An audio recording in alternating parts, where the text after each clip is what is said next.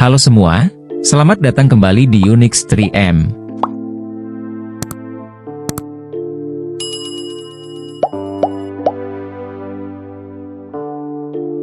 Albania merupakan sebuah negara di wilayah Balkan yang menjadi kawasan dengan penduduk Muslim paling banyak di Eropa. Namun demikian, kendati penduduknya mayoritas beragama Islam, Albania pernah secara resmi menyatakan sebagai negara ateis pada tahun 1967 dan melarang praktik keagamaan. Pada masa itu, pemerintah komunis yang dipimpin oleh Enver Hoxha mengambil tindakan drastis untuk menghilangkan keberadaan agama di Albania. Mereka menutup semua tempat ibadah termasuk gereja Kristen Ortodoks dan Katolik, masjid-masjid, dan zawiyah, serta menyita properti milik tempat-tempat ibadah tersebut. Selama 45 tahun kekuasaan absolutnya, pemerintah komunis melakukan penganiayaan besar-besaran terhadap orang-orang yang beriman. Sehingga selama itu pula, penganut agama menghadapi diskriminasi, penahanan, dan penganiayaan oleh aparat keamanan, serta pihak yang berwenang.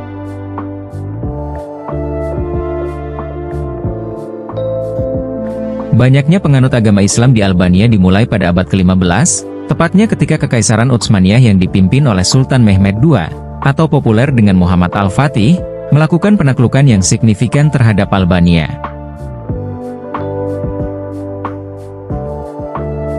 Sultan Muhammad Al-Fatih terkenal karena menaklukkan Konstantinopel pada tahun 1453, yang membawa akhir Kekaisaran Romawi Timur, dan memungkinkan perluasan wilayah Utsmaniyah di wilayah Balkan, termasuk Albania. Penguasa Utsmaniyah membawa sistem administrasi, hukum, dan agama Islam ke wilayah tersebut. Mayoritas penduduk Albania merasa diuntungkan dengan kehadiran Kekaisaran Utsmaniyah.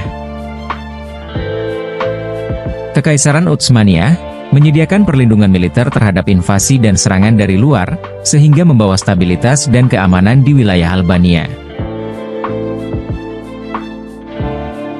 Selain mengajak penduduk Albania memeluk Islam, Sultan Muhammad Al-Fatih juga menunjukkan sikap toleransi terhadap non-Muslim yang tidak beralih agama.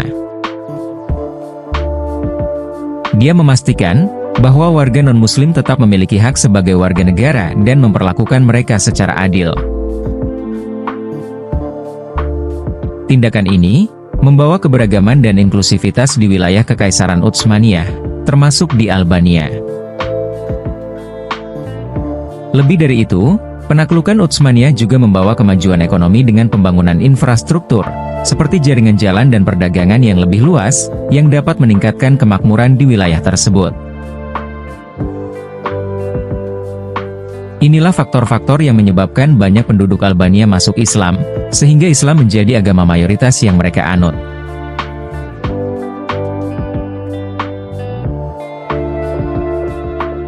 Kendati demikian, pada April 1939, selama Perang Dunia Kedua, Jerman Nazi bersama kekuatan fasis Italia yang dipimpin oleh Benito Mussolini, menjajah dan menguasai Albania. Saat itu, Albania yang dipimpin oleh Raja Zog I, menghadapi masalah internal dan kekacauan politik, hingga kemudian Raja Zog I diturunkan dari tahtanya, lalu melarikan diri ke luar negeri.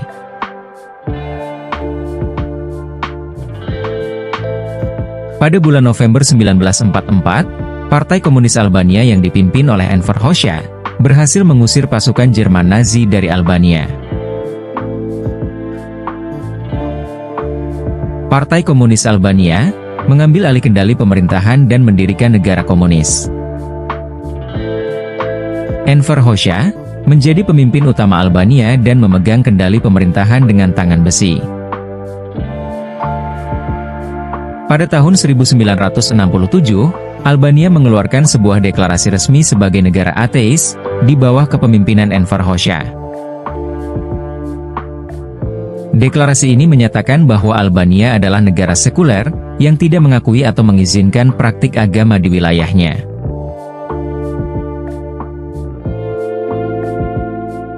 Selama masa pemerintahan komunis dari tahun 1944 hingga 1985, sekitar 95% tempat ibadah di Albania dihancurkan, atau diubah menjadi tempat lain seperti gudang, sekolah, pusat kesehatan, atau sinema. Sebagai bagian dari kampanye anti-agama, banyak imam, pastor, dan rahib yang ditangkap, ditahan, dipenjara, dibunuh, atau mati karena disiksa di kamp kerja. Mereka dianggap sebagai ancaman bagi penguasaan ideologi komunis, dan dituduh mencoba mempertahankan pengaruh agama di masyarakat. Situasi ini menyebabkan Albania menjadi salah satu negara ateis yang paling ketat di dunia pada saat itu. Namun demikian, kendati kampanye ini mempengaruhi banyak orang, sebagian penduduk Albania tetap mempertahankan keyakinan agama mereka, secara sembunyi dan diam-diam.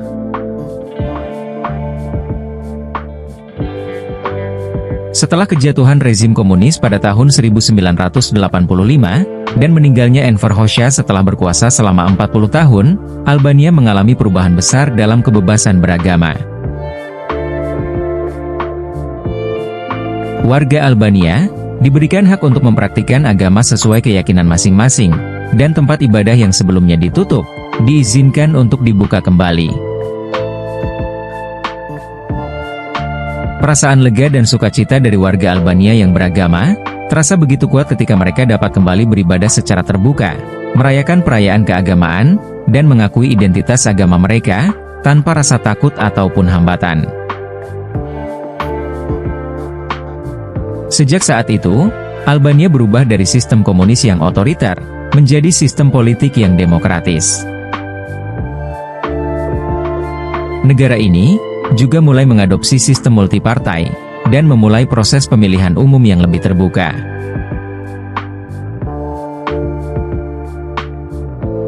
Sebagai negara yang berusaha untuk membangun kembali identitas dan jati dirinya, Albania juga memiliki keunikannya tersendiri. Di antara keunikan itu adalah bahwa negara ini memiliki 700.000 bunker yang dibangun selama rezim komunis. Saat ini, kebanyakan dari bunker tersebut telah dibongkar, namun demikian sisa-sisanya masih dapat dilihat di gunung-gunung dan di sepanjang jalan. Di antara keunikan lain, masyarakat Albania akan menggelengkan kepala saat mereka mengatakan ya, dan mengangguk saat mereka mengatakan tidak. Sebuah kebiasaan yang sangat berbeda dengan negara-negara lain pada umumnya. Kata-kata Albania untuk ya adalah po, dan untuk tidak adalah jo. Albania juga memiliki sebuah kota yang menjadi salah satu tempat terbaik di benua Eropa. Hal ini pun sudah diakui oleh situs warisan dunia UNESCO. Nama kota tersebut adalah Kota Berat, atau yang dikenal juga dengan Kota Seribu Jendela.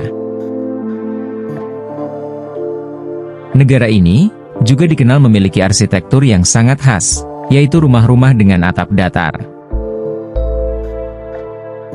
Gaya arsitektur ini merupakan tradisi kuno yang terus dipertahankan di sebagian besar daerah pedesaan Albania. Atap datar digunakan sebagai tempat berkumpul untuk keluarga dan tetangga. Masyarakat Albania memang dikenal ramah, bahkan penduduk Albania memiliki kebiasaan berjalan kaki di sore hari, dengan tujuan merenggangkan kaki sekaligus untuk bertemu dengan para tetangga.